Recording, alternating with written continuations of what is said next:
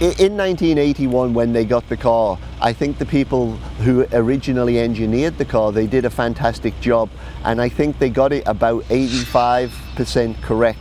There's just a little, you know, because they had to rush to make it into production, and also as time has changed now, systems change and there are improvements. So, you know, the big complaint that we always have from people is more power. So we have plans to more than double the horsepower going forward. We can make some improvements to the suspension because suspension technology has come along.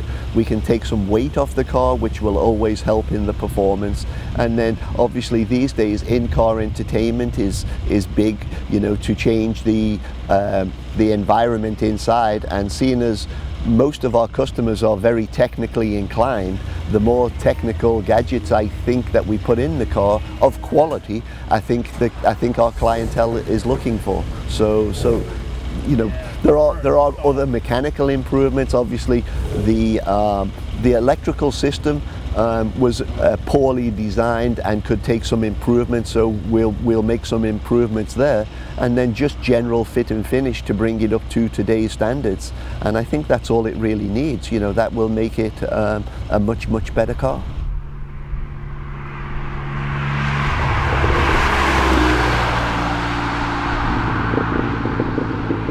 No, it's a very reliable engine. It's proven to be very good. You know, obviously, you know, when you're dealing with cars that are 30+ years old, anything can happen in 30 years. But we have seen very few engine failures as the years have gone by. The highest mileage that I'm aware of, we have a customer here in Southern California who got up to like 750,000 miles with the original engine, and I've seen many with 200,000 plus over the years. Our big problem is not wear and tear. The big problem is people don't drive the cars enough. You know, they don't get to wear them out. You know, I would say the majority of the fleet of DeLoreans that still exist today have less than 100,000. And I'd say a majority of those have less than 50,000. You know, so it's more just encouraging people to drive the cars is what we need to see happen. It's a particular dream of two individuals, so there had to be a draw to the idea of having a car plated in pure gold. Well, there's a third one, but it's not an official third one.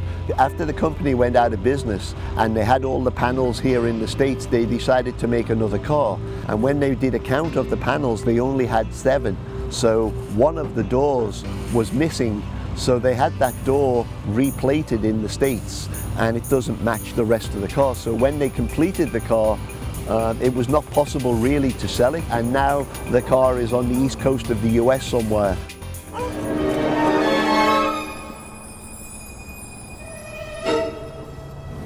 Flick the light on.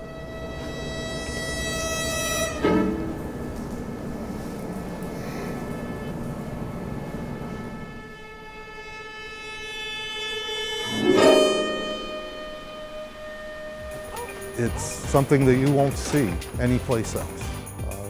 Only 3 of the cars, so it's an interesting story. I enjoy the story, the unusual door that stands out when you pull it out in the sun, when anyone sees it. That's always a question.